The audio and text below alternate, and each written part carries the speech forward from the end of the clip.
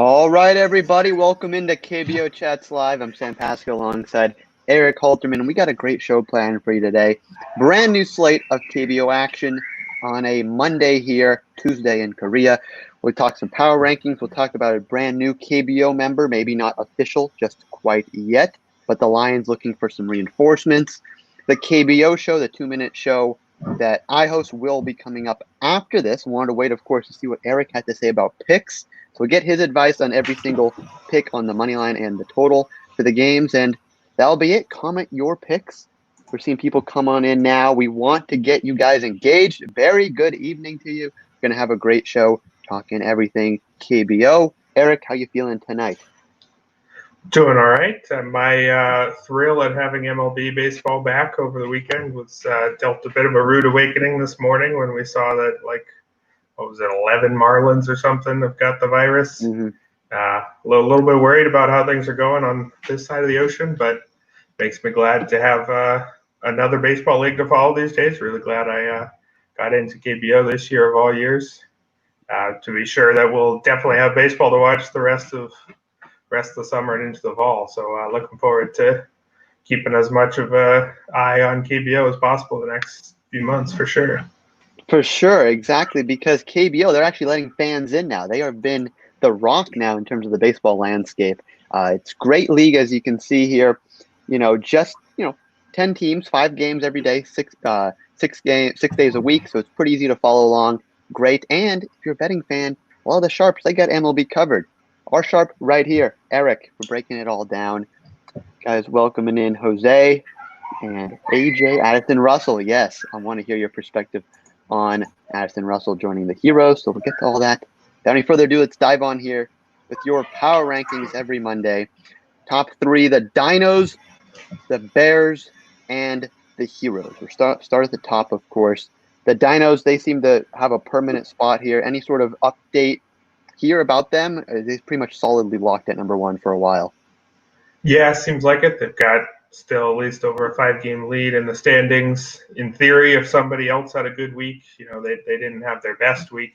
Again, nobody's really dominated this much lately. Last 2 weeks, nobody's won more than 6 of their last 10 games. That remains true. But that means that there's nobody really at the Dinos' heels these days. They did drop 2 or 3 to the Wiz, which is something that I thought might happen last week, given how hot the Wiz were at the time. So in theory, that could have dropped them, but nobody's close enough at the moment. They're still the best, most well-rounded team. Still some, back end of the rotation and bullpen questions, but at least for the regular season, when you can hit as well as they do, and when you have enough pitchers who are as good as they have, there doesn't seem to be much threat to their top seed. It would take, I think, an injury crisis or an unexpected slump for them to lose that top spot.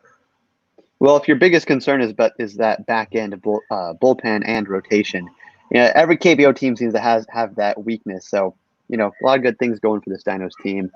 The Bears and the Heroes, they make out your top 3 here. The Heroes, they're the most surprising to me here because when you look at who's just behind them, the Kia Tigers, and what they did this week, I am shocked that you did not move the Tigers above the Heroes for that number 3 spot. Can you explain a little bit about that decision? Yeah, I think you could have made a really good case for it. I think that was one of my toughest decisions. I just think the way the Heroes have played for most of the year and the weakness of that Tigers lineup, I still think the Heroes are a more dangerous team. But it's true, the Tigers, they did go undefeated last week. Of course, so many rainouts last week that meant only 4-0. But nothing to complain about there. They didn't face much of a challenge against the Lions and Eagles, but they've been on quite a roll for a while. They haven't beaten a ton of good teams on that roll. They did beat the Heroes a 3-game sweep a couple of weeks ago to start that hot run.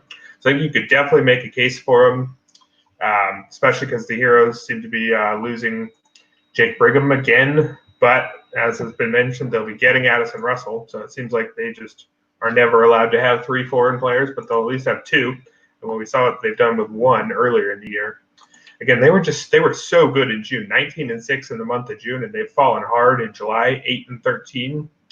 So it's really, they've fallen back to that pack very much so. I think there was quite quite a while where you could have put them 1. I wouldn't have argued very hard.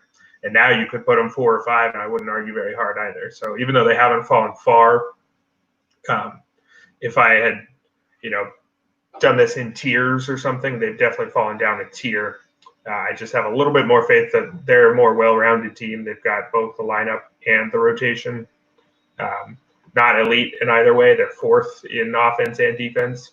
But I have a little bit more faith in that kind of setup than a team like the Tigers, which are 1st in preventing runs, but just 7th in scoring. So I'm still not that intimidated by the Tigers. But it's hard to argue with how they've done lately, and definitely true that the Heroes are playing far from their best ball at the moment. That's fair. It's good analysis there. Tigers definitely do have some ways to go offensively, and you wouldn't think you'd be saying that with a team that has Preston Tucker and what he showed early on, but he just hasn't been that same guy recently. Barry here pointing out the Tigers' struggles against left-handed pitching, a losing record, as you can see right there, 7-8. And going back to the Heroes, talking about their record recently, that's almost embarrassing after this team really looked like they were going to be the dark horse, finally entering that top 5 for the playoff spot and really compete with the Dinos going into these summer months. Has not been that way recently, so they still hold on to that 3rd spot in your power ranking. So going down, so the Tigers at number 4, KT Wiz at number 5, and the LG Twins at number 6. The Wiz, the team that just knocked off the Dinos past 2 games with MVP. I don't even say candidate anymore. Can I just say MVP from what he's been doing? As you note here, 10th straight week. How great has this guy been, Eric? Right, just ridiculously consistent too. He does not have any cold stretches. Often when I'm writing up notes on guys or writing up stuff for my cheat sheet, I'll scroll back through their game log and say, he's been this good for the course of the year, but he's been even better over the last 10 games, over the last 15, over the last 25, whatever it is. But man, I just have to keep scrolling and scrolling with him. There's no stretch you point to and say over X games he's been ridiculous, because it's basically the whole year. I guess you could say the last 50 or something at this point. He was merely good, not great for the first 3 weeks, but I think it goes back to late May or somewhere around there, maybe even earlier, where he's just been basically untouchable. And he's not their whole team. The lineup, first several guys, it's a pretty deep lineup. Baek-ho Gong is a very qualified 2nd best hitter. Jin Seung Kong is right up there too, and even some of their guys I don't mention nearly as often. Most of their top 6 or so are guys that I've included on cheat sheets at one time or another. So it's a complete team, at least on the offensive side. Pitching shaky, but when they get some decent performances, they can beat anybody. And like I said, there's a case for putting them as high as 3rd. You see their July record there, 13-6-1 in the month of July, way better than the Heroes, who were just 8-13. So I think there's a case for any of the Wiz, Tigers, or Heroes number 3. I left the Wiz in 5 just because their overall record is ways behind those 2. But based on recent performances, they're about as scary as any of those teams. Yeah, especially when you consider the competition they've faced. Only 1 game against the Twins. Outside that, it's been 6 of 7 against the Dinos, and to come away, with a tie, 2 wins, 2 losses, 3 losses there. But recently, performance-wise, they're putting something together, something that we thought the Heroes would really do, but really the Wiz maybe coming up on that dark horse team title. Moving down, the Twins, Lions, and Giants. The Twins looked like maybe a team that was coming on strong. I don't know what your perception was of them. Good team early on, then really falling hard because of that pitching. But now, they took 2 of 3 against the Bears. They swept Hanwha, which was pretty much a gimme. But I don't know. I feel like maybe they're getting the mojo back and could compete at a higher level. Yeah, definitely. You see they're a balanced team, 5th in both offense and defense, basically a slightly worse version of the Heroes over the course of the year. And they finally beat a team in a series that wasn't one of the bottom 3 teams. They took 2 out of 3 from the Bears for the first time since May. In the entire month of June and most of July, The only teams they won a series against were the Giants, Wyverns, and Eagles. That's a pretty easy way to fall down the standings, and that's exactly what they did. But again, they were hot early in the year. They have talent at the heart of the lineup with Jin Seung Kong and Roberto Ramos. If he can just, I guess, get healthy again, get hot again, whatever it is. Tyler Wilson, Casey Kelly, they've been a little bit better at times. So there's definitely something there. They have the talent of a playoff team, and maybe they're finally starting to show it. I didn't feel like I could move them higher than 6, given how hot the Tigers and Wiz have been. But they're not far behind that group for me at all. I think it's a tier from 3 through 6 at the moment. I think the Bears are above the rest of that, and I think the Lions, who we'll get to in a minute, are falling off as we might have expected them to. They were playing, I think, above their talent level for a bit, but they've started to get cold again. So I think the Twins are pretty comfortably part of that group from 3 to 6. In case you're just tuning in, this is KBO Chats Live. We're taking your comments, your thoughts on different teams, picks. We want to talk about it with you here. DX talking about he likes everything Twins, which, what they've been playing recently, that's been okay. That's been solid. When you just look at recently to that performance, checking out their recent success here on rotowire.com, that loss, that came with their foreign pitcher. I believe that was Casey Kelly on the bump, And when you get that type of performance out of your international pitcher, but you're still able to win, that maybe signals that they're more of that soft 6, that maybe these other guys can step up. So we'll have to see what goes up. Ramos hopefully getting healthy and coming back into it. But now at number 7, someone that's not been getting back into it, the Samsung Lions. Man, this team was hit hard with injuries. Ben Lively, not there early on, coming back now. But now another injury. Tyler Saladino looks like he's getting replaced by Daniel Palka, the guy that received, Rookie of the Year votes in 2018, but now has fallen out of favor with the White Sox. What do you make of the Lions going for yet another former member of the Chicago White Sox? Yeah, maybe they got a scouting report from Tyler Saladino and then cut him. I'm not sure what happened there. And as far as I can tell, the move hasn't happened yet, but Daniel Kim, who seems to know everything about KBO, tweeted that it's coming, or at least in the works. So I would expect it to happen. I guess that seems to indicate bad things about Tyler Saladino's back. I think he's been on the injured list at least 3 times this year. And apparently they're just not confident in him coming back well from this one. Again, given how long the transition time is with the pandemic, with the quarantine that these guys have to go through, they won't get Palka for 3-4 weeks, it seems like, minimum. So it really must indicate some pretty bad things about Saladino's health. I would think they would rather get a guy who's already established there if he was only going to miss another 2 weeks or so. We'll see if Palka helps him. He's got interesting stat lines in his 2 MLB seasons. He had a 110 WRC plus in 2018. That means 10% better overall batting line than the league average when you adjust for park and league and that sort of thing. He had a WRC plus of 2 in 2019. Again, league average is 100, so 2. It's hard to have a WRC plus of 2. You get there by hitting 107, 194, 179. Those are not good numbers. So not entirely sure what happened to him, but maybe regular playing time in Korea is what he needs to sort things out. That was just over 30 games with the White Sox, so it's not as if it was a huge sample, but clearly something went wrong. But it's the kind of thing where regular playing time might fix. He's a low contact, high power guy. Even in his good year, his on-base percentage was below 300. But, put him in that very hitter-friendly park. Daegu Samsung Lions Park is the most hitter-friendly park in the league. It's no Coors Field by any means, but I think his bat should play there. I would expect quite a few homers for him once he gets settled, but that's a few weeks away. So I would expect the Lions to be pretty mediocre at best until he shows up, I think. Well, that is the face of hopefully the Samsung Lions offense. Hopefully he can put it together with the Lions. But we'll have to see. It will be a while, as we've seen, Addison Russell sign early, but then take a while to get to that debut. Last thing with the Lions, Ben Lively, not Blake Lively. If they had Blake Lively, that'd be a great PR move. But Ben Lively, is he returning now to maybe not ace form, but someone that you could be confident in when he does start? Yeah, his ERA wasn't anything special. His first year over there, I believe it was in the fours.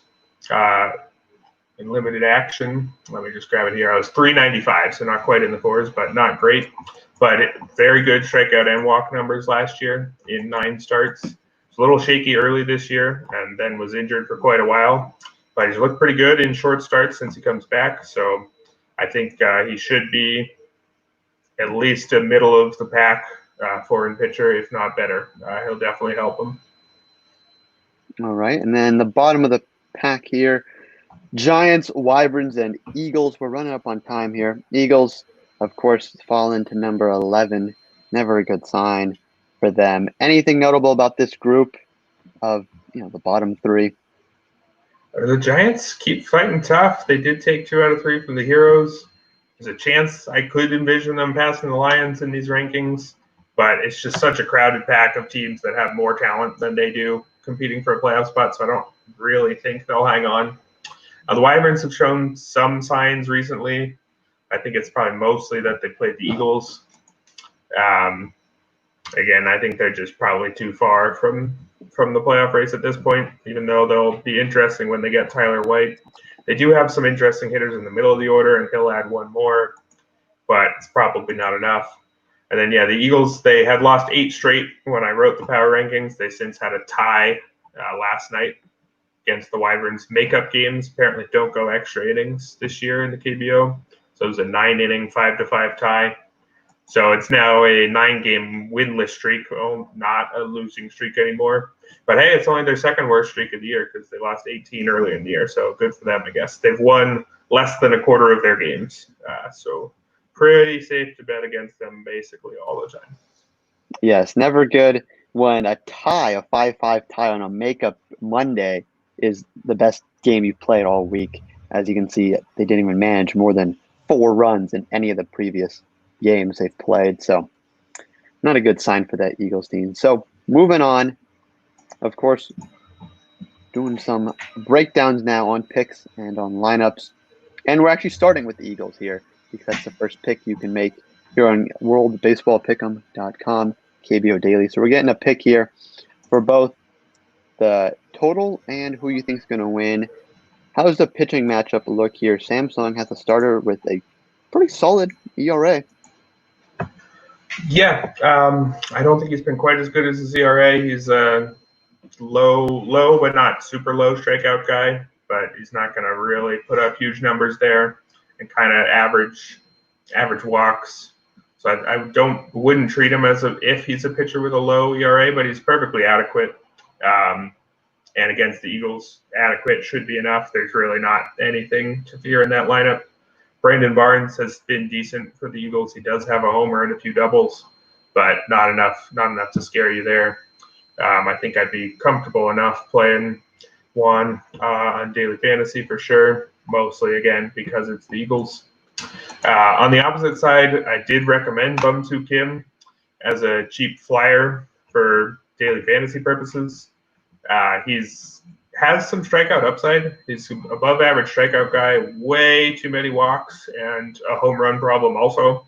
So you're probably in for an adventure if you're investing anything in him. But again, he does have strikeout upside. He had 9 strikeouts a couple starts ago. 3 of his last 5 starts have been good. So there's something there. So again, but it's a high risk, moderate reward who you're mostly running out there because he's extremely cheap, gives you the budget space for other things. From a picks perspective, I'm not that interested in the Eagles because they're the Eagles. I'd be pretty safe pick with the Lions here. Again, I think Kim has the sort of profile you're interested in fantasy because there's the potential for a big strikeout game for cheap. But in terms of the actual amount of runs I'd expect him to give up, and a median performance would be not particularly low. So I'd pretty comfortably take the Lions in this one. We like the Lions here. When you talk about an adventure too for your bargain player, that is for the Eagles, that does look like quite the adventure with that those walk numbers could throw a dime. He did that against the powerful Wiz offense, so maybe he's good. But then you give up 2 home runs against Lotte, so maybe he's not. So that should be a fun one tonight in a relatively, 2 teams are pretty bad. But the total, what do we think here? 9.7 is what the consensus is, and we have it set at 9.5. So you think Brand Barnes could be good for maybe a home run or 2, or not? Yeah, again, I'm not totally sold on Taiwan Wan as being all that good, and I'm definitely not sold on Bum-Soo Kim. So I think I'm going over. They'll be helped by the most hitter-friendly park in the league. I think that'll be enough for them to hit the over. We should mention the rain, as you can see there. It seems like this is going to be yet another slate where rain is a factor. It's just a ton of rain in Korea these days. I believe we only had 2 full slates last week. There seems to be rain in the southern part of the country. The Heroes-Bears game, which is in Seoul, and the Twins-Wyverns game, which is in Incheon, which is a Seoul suburb. I don't know if it's technically a suburb, but very, very nearby Seoul. Those 2 games seem pretty safe, but the 3 games in the southern part of the country, rain's going to be a factor. So definitely something to keep in mind, depending on whether or not you're one of those people who's able to set last-minute daily fantasy lineups or not. Decent chance this one gets washed away. There's no game seems to be a guaranteed rain out by any means, but something to keep an eye on for most of the slate. Yeah, 54% seems, 50-50. We'll have to see how it goes and adjust your lineup accordingly. Next, I do want to get to that Heroes game. We will get there. But before you get the main course, you got to have your little appetizer here first. So we got the KT Wiz, the Kia Tigers. I think this is a sleeper series here. This could determine not that 5th spot anymore, but Kia's pretty much better. But who that dark horse is going to be in the playoffs right now. And your guy, Drew Gagnon, he's starting. How confident are you in him in silencing Mel Rojas and Becco Gong and their bats tonight? Yeah, it's not an easy matchup for him by any means. I was slightly down on him for a bit. He was pretty darn mediocre for a lot of June, late June into early July. It wasn't terrible by any means, but it was a pretty forgettable arm for a while. But he's coming off 2 quite strong starts. He allowed like just 1 or 2 total runs over his last 2 together, and seems to be in vintage form. He was pretty bad against the Wiz his last time out, and they could score runs on anybody. So I'm not necessarily hugely confident in him, but I think he is considerably better than Jisung Bae. Bae had thrown some good starts recently, but he got lit up by the Twins. But all his underlying numbers are pretty bad. I think that 4.11 ERA, I think that flatters him. He's a low strikeout, high walk guy. Not having a lot of faith in him. I think Gagnon is considerably better, but again, the Wiz lineup is considerably better than the Tigers, so I think it should be a close one. Yeah, the Wiz, as we see here, ranked top 3 in all offensive categories. A powerful lineup that Gagnon struggled with last time out. You see just 4 1/3 innings pitched last time he faced the Wiz, one of his shortest outings outside that one way back on May 31st against the LG Twins. So kind of a mixed bag, close one here. A guy I always like to talk about, Preston Tucker. I keep waiting for this guy to turn a corner and actually get hot, and actually produce. But is that time going to come now against this Wiz pitching staff? It definitely could. I don't think Bae is the kind of guy I definitely trust to shut him down. I did recommend one Tiger on my cheat sheet today, or one Tigers hitter. It was not actually Tucker. It was Hyungwoo Choi, who hits right after him. He's about $1,000 cheaper on DraftKings, and he's been better lately. He hasn't been quite as good over the course of the year, but he's been a pretty steady, very, very good number 2 guy in terms of, second best offensive player on the team. I think he's a stable, strong option who I'd rely on most of the time, especially against a pretty shaky pitcher like Bae. Wouldn't mind combining those 2 though. Tucker hasn't been on one of his huge slumps lately by any means. He has had them in the past, but he's not at his best. But I think the matchup's good enough that I think he's not a bad play at all. Yeah, 4 hits his last 4 games. fine, definitely not MVP level, but like Mel Rojas Jr., who will face on the other side. But that's what we're looking at for that Tigers Wiz series. Sean saying he likes the edge just a little bit because of the Tigers. I would probably have to agree because of that pitching. Eric, thoughts? Yeah, with the pitching, they've been quite hot lately, though. So have the Wiz. I think it's an incredibly close game. I think if you pick the Tigers, you pick the under. I think if you're picking the Tigers, it's because you think Drew Gagnon's going to go deep and only give up a run or two. I think if you pick the Wiz, it's because you think Gagnon's not going to do that. So I'm going to go Tigers and under, but I would definitely pair them like that, I think. Yes, a lot riding on Gagnon's start tonight, and hopefully we'll see a better version of him than his little cold streak we saw just a little while ago. All right, you guys have been chatting about in the chat box here. Kiwoom against Doosan. This entire series is on ESPN. That should be pretty exciting, as well as the Bears on Thursday. Our new series, and we'll talk about on Thursday. They're also in that game too, so you can see the Bears 4 times on ESPN. Pretty cool. And when I first pulled up this game, I first looked at the odds and I saw, pretty low total, like 8.5. I think it was at 8 at FanDuel. And I'm like, Bears, the Doosan Bears with their offense, what they can do, 8. Who is pitching in this game? And then I saw, okay, man, maybe the brand new best pitching series we've seen. Eric Jokic gets Alcantara. Man, 2 elite pitchers. 2 pretty good offenses. This should be a great series. What do you think? Yeah, absolutely. The Bears are involved in all the good games this week. They've got the Heroes and then the Dinos. It's a huge, huge week for them. If they're playing well, they could, be knocking on the door of the Dinos by the end of the week, or they could be down in 4th because that's a couple of really tough teams. This is actually an exact rematch of a week ago, as Barry pointed out in the chat there. That one was a pitcher's duel for almost the entirety of the game. Or for almost the entirety of the starts, I should say, until Jokic got lit up in the 6th inning, allowed 6 runs, something that he'd never come close to doing. I think twice as many runs in that inning as he'd allowed in any one previous start. The Bears can do that to anybody. They could do it to Jokic again today. I was surprised that they did it last week, though, mostly because Jokic has been so good, but also because the Bears are very left-handed, which in theory should help Jokic. But I think Alcantara has been as good or better as Jokic for a lot of the year. He was pretty mediocre to start. But if you look at what he's done recently, over his last, say, 4 starts, he's been particularly dominant. Over his last 8 or so, he's even been quite good. If you look at those last 4, striking out, I think, what is it?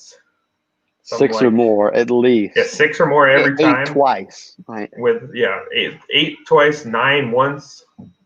Was it 31 strikeouts or something? Quick math there. 31 strikeouts to 1 walk over his last 4 starts.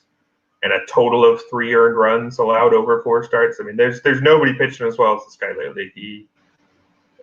He'll definitely win Pitcher of the Month. I think there's no question there. And I think given the way that the Heroes have struggled lately, and given that the Bears just have one of the best lineups in the league, even though it's heavily left-handed, I think I'm going to side with the Bears again. They've proven they can win this exact matchup in the past. I think it has to be an under, even if the under is quite low. And even with that 6-run inning last time, it was still only 7 total runs scored. It was a 6-1 win for the Bears. The Heroes got 1 run in the 9th inning off a reliever. So I'm going to side Bears and under on this one, but it's an excellent game. I wouldn't put it past Jokic to toss an absolute gem and win it 1-0 or something. But if you like pitching, it really doesn't get better than this. Yes, one of the best matchups in the entire KBO. Pretty cool we get to see it twice now. And when I was looking at Alcantara's starts, this was a guy we mainly thought of as someone that was writing off that Bears offense. Someone kind of just getting by, 5 runs, 3, 4, that's okay. But like you said, he's really turned things around, going deep into games, 8 runs against the Twins not that long ago.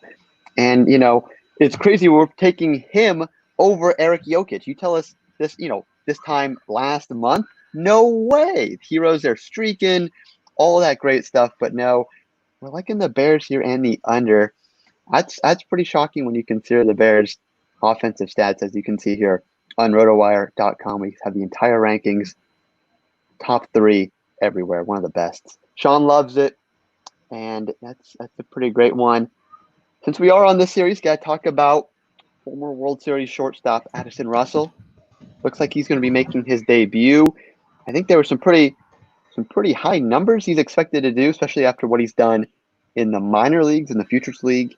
How do we think Addison Russell will do when he does indeed enter the KBO? Yeah, I mean, he heads to the KBO as one of the most accomplished MLB hitters.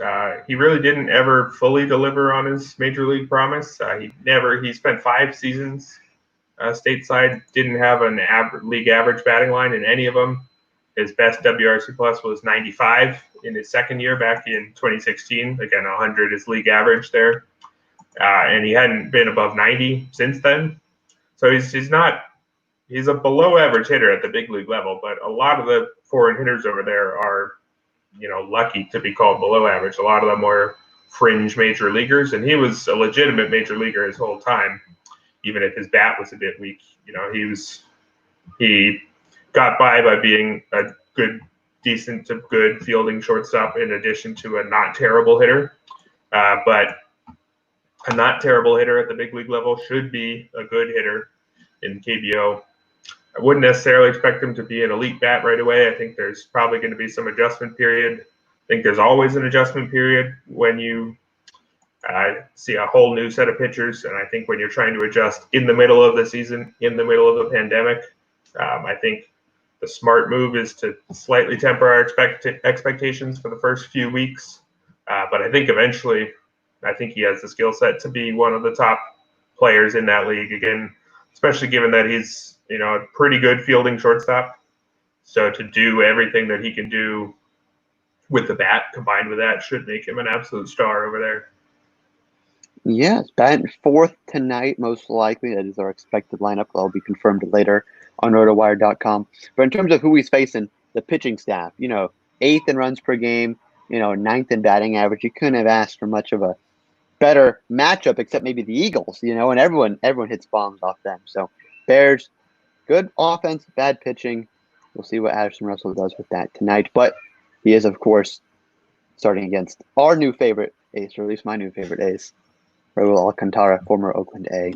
So, moving on, we got the LG Twins against the Wyverns. Another matchup here of 2 foreign pitchers facing off. Tyler Wilson, Ricardo Pinto. Definitely not aces like we saw in the series we were just talking about, but definitely respectable in some manner, and 2 offenses that maybe aren't amazing. So how are we feeling here with the total?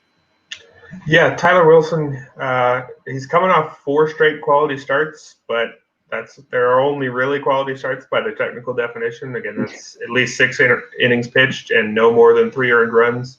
They're generally not all that good. His last time out was quite good. 6 strikeouts and only 1 run and on 3 hits against a team as good as the Wiz. That's for real. But you look at his other 3, 10 hits, 8 hits, 8 hits. Nothing that's too intimidating. His whip over those 4 quality starts is 1.46. Nothing special. It really hasn't been anything that special all year. His ERA in the low 4s seems very deserved. It's an adequate number, not really what you want from your foreign starter, but not bad. I think that's kind of just who he's been for all year. It's not a whole lot reason to expect him to be something different. He was better. He had ERA under 3 last year, but I haven't seen any signs that he's suddenly going to return to that. But he's facing a Wyverns team that really does not have all that much in the lineup. I do like some of their hitters in the middle of their order. Jung Cha, Jamie Romack are pretty good. Dongmin Han has some pop, and he hits lefty. So there's something there. I don't think Wilson's good enough to scare you away from those guys, but I don't think the Wyverns are good enough as a whole to scare you away from Wilson. I also think he's considerably better than Ricardo Pinto. Pinto is somebody I've been down on all year, even though his ERA has been decent for much of the year. All the underlying numbers pointed to regression basically the entire season. He's only struck out 2 more guys than he's walked over the course of the season. Basically, the only reason he was keeping his ERA down was he was avoiding homers. He had only allowed one through his first 11 starts. But as you can see there, each of his last 3 starts, he's given up a homer. Home runs tend to have a lot of luck involved because, again, you're not really a whole lot of a better pitcher if you give up a warning track fly ball versus a homer. A lot of that, not directly luck, but, again, it's not just a huge difference in skills. If the guy hits it a tiny bit better, it's not like you necessarily did a whole lot worse. The main part of home run avoidance is ground balls, not necessarily how hard guys hit it off the bat. And so that seems to be regressing to the mean, as you would expect, over his last few starts. And over those last 4 starts, 8 strikeouts to 13 walks. Really, really not good at all there. And his whip over the course of the season is quite bad. I think that's a fair reflection of who he is. And also the Twins are pretty heavily left-handed at the top, which is yet another reason I think that bodes quite well for them against a righty who's really not intimidating like Pinto. So I'm pretty comfortably on the Twins on this one, even if I'm not a huge Tyler Wilson fan. I think it's a pretty big gap between him and Pinto, and a decent-sized gap between the 2 lineups. That's fair. When you explain the in-depth numbers there on Pinto, that walks and strikeout ratio is something you definitely want to avoid. DX here talking about, Twins on everything and, liking the under here with the pitchers. That seems like a good idea here. Offensively, the Wyverns there without their own Tyler W. That's Tyler White. But Jamie Romack, he had a little note, just yesterday, scoring 2 runs and a double. Would he maybe be the one thing scaring you away from that over, or are you pretty much under all the way here? I think Jung Cha, their number 3 hitter, has actually been better than him for most of the year. It's one of the top home run hitters all time in the KBO. Started off extremely slowly, but ever since about week 3 or week 4, I think maybe it was 3 terrible weeks for him. He had an OPS under 500 like 3 weeks into the season, but it's been not quite Mel Rojas, but maybe the second best hitter in the league ever since about week 4. So he's good, just hasn't had a lot of help. I think the question really for the over-under is mostly how much are the Twins going to beat up on Ricardo Pinto, and I think they'll get there. Twins haven't been at their best, but I think they have enough about them, especially given that they're so left-handed. I think the Wyverns can get a few off of Wilson. I'm not super confident on the Wyverns under themselves because, again, they have a few decent hitters in the middle of the lineup, and Wilson is pretty mediocre. I'm definitely confident on Twins overall, though. Much like DX saying Twins on everything. Keep going back to that one. We got the total, I believe, team total. That is 5.5. And you're saying, Twins definitely going to beat up on Pinto. Ooh, and that's going to be a Twins victory, most likely. And you said you like the over there? I mean, I'm just hesitant because you have Pinto, who's been kind of lucky in preventing runs, and Tyler Wilson coming off 4 straight quality starts. Quality, very loose term. But you really like that over. That part of it's definitely the sketchiest, but I just am not that big of a fan of Wilson, and I think there's enough about the heart of the Wyverns order. And again, I think the Twins have a chance to get most of that over by themselves. I think it's any day now. Pinto's going to have one of those 1 inning 8 ERA 8-run starts. I think that could well come in this one, given how he's pitching lately. So I think between the fact that I'm not all that confident in Wilson and I'm very unconfident in Pinto, I think I'd lean slightly over. All right, that's fair. Last series here. We don't normally save the Dinos for last, one of the better teams in the KBO, in case you're new to Korean baseball. But they're playing the Lotte Giants, who've been fighting in there, but definitely not as exciting as some of the other series we've looked at.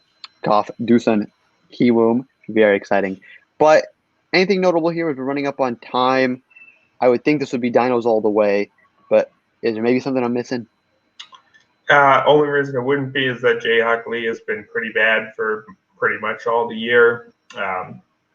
He was a low strikeout but low homer guy last year to keep his ERA reasonable. This year he's a low strikeout, high homer guy, and that's not exactly what you want. But he throws righty. The Giants are very heavily skewed right-handed. So even though I don't have much faith in Lee, I think he'll do enough to give his offense a chance to win, and I think his offense is going to do a ton tonight. I think Kyung-Yun No, the Giants starter, his 36-year-old hasn't been good in years. Last year, he was out of the league entirely, pitched in Australia, which if you're just learning now that there is baseball in Australia, that's probably a good sense for the quality of the league there. So it is a professional league, but, it's below Korea, below even Taiwan. And, his numbers this year look like somebody who wasn't necessarily good enough to pitch even in the KBO last year.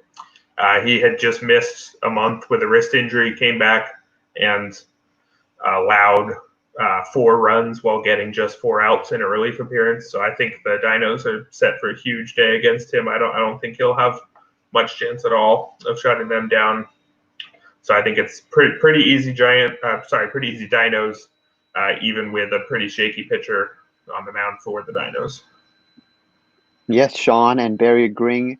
Two, not great one great offense, one okay offense that's coming on stronger, and 2 horrible starting pitchers. Barry saying the same thing. We got I think first time viewer here talking some Aussie baseball. You mentioned them, and not to make fun of them, but it's never good when you see a guy.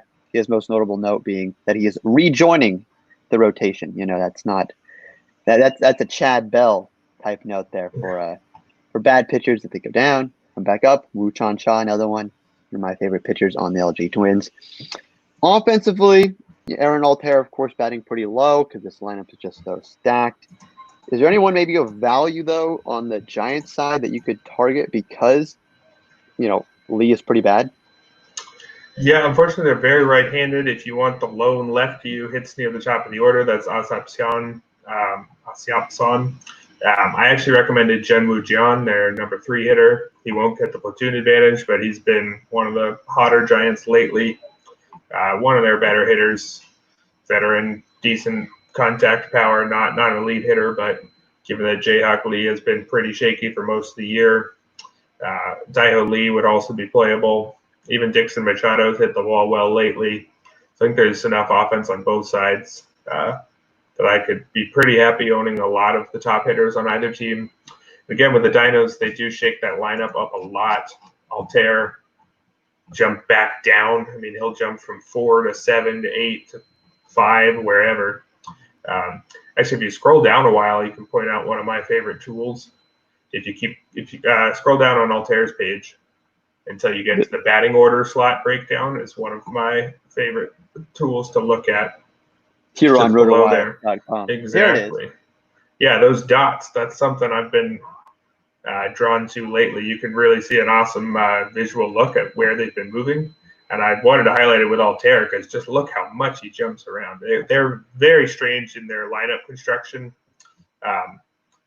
Not necessarily how I would do it, but I guess there's a reason why I am just writing about the KBO and not managing in the KBO. They seem to be managed just fine given their record. So don't really know why they shake things up that much. You'd think they'd just say Altair is one of our best hitters. He should hit 3rd or 4th. I guess 2nd or 4th if you're into the sabermetrics.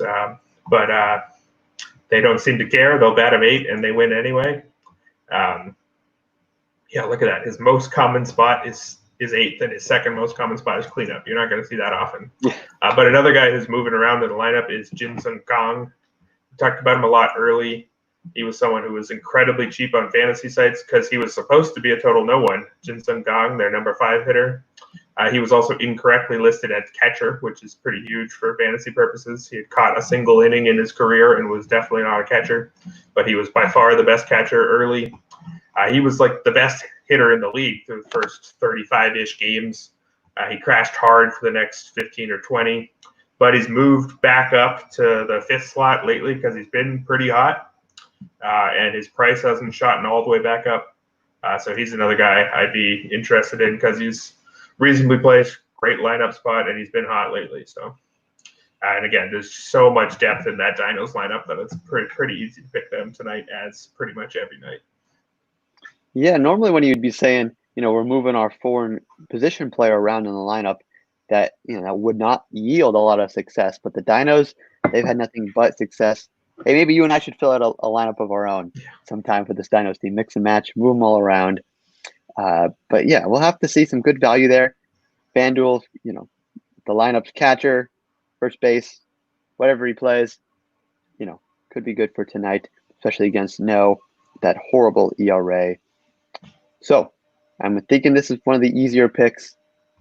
Dinos and the over. Yep, you got it. It looks like it's pretty high over, but yeah, I mean, I think they should be pretty comfortable about hitting it, assuming they get the full game in. I guess that's probably the biggest threat there.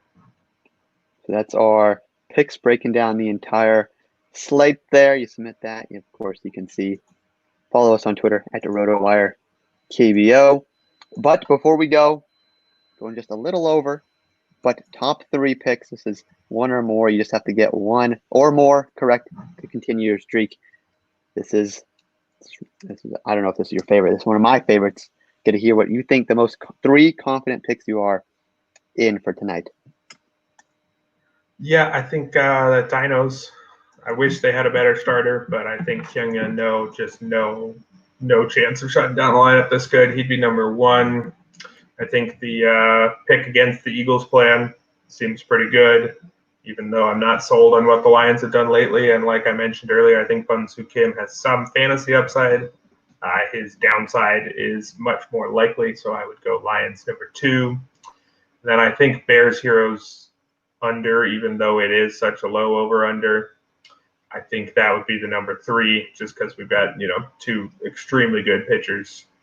What's the call there? Lions, Twins, Dinos. I think Twins definitely in conversation. Maybe I should have picked that over the third one, but I think that's a very good call too. I think that's right up there with those top 3, given how little faith I have in Ricardo Pinto. That's fair. I think the most controversial one, is again that third pick. When you have the Bears offense, I'm always hesitant on that under, but we'll have to see. Lions, Twins, Dino, another great matchup. And hopefully we'll see these games in action. Has been kind of a rainy season the past couple of series, so hopefully we'll see what goes on. Barry likes the Twins, Lions, and Dinos. Same thing right there. And you can submit that here on World Baseball Pick'em. And as always, follow us on Twitter at the RotoWire KBO. That's all we got. No really injury notes that are that notable. Otherwise, we probably would have gotten to them. Anything else, Eric, to leave the fans with here before we wrap up? I want to do a quick plug for if you're a RotoWire subscriber, we've got a Discord for subscribers that I am usually in there talking DFS, MLB, and if I'm awake at the last minute, which I sometimes am, talking some last minute picks for KBO too. I think it's a nice little community. It's reasonably active right now.